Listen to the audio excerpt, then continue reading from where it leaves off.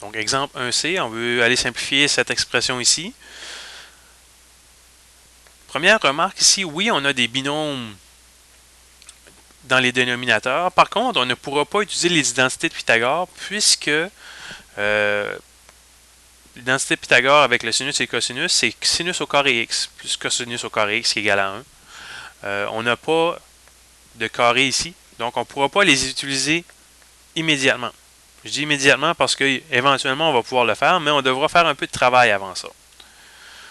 Donc pour simplifier ceci, en fait on a une somme de deux expressions rationnelles. On peut les placer sur un dénominateur commun.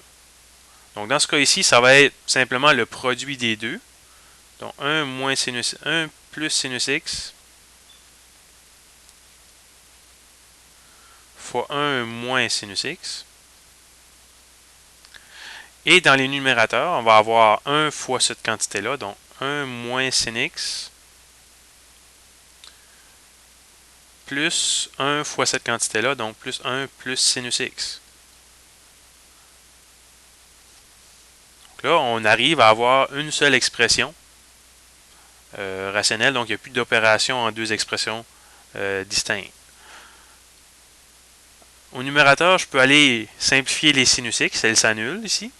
Donc, ce qui va me rester au numérateur, 1 plus 1, ça fait 2, sur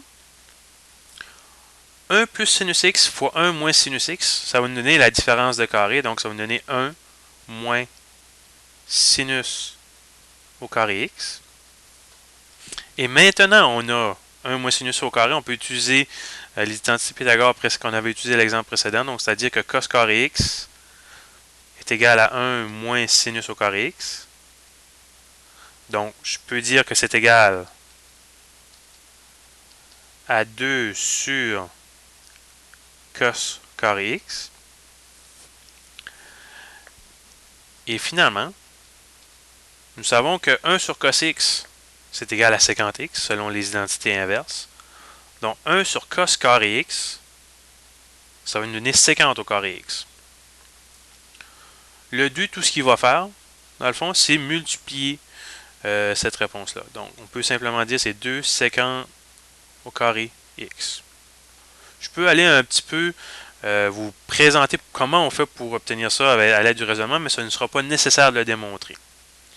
Donc, par exemple, 2 sur cos x, 2 sur cos carré x, je peux dire que c'est la même chose que 2 fois 1 sur cos x fois 1 sur cos x. Donc, j'ai mon sécant de x pour mon sécant de x.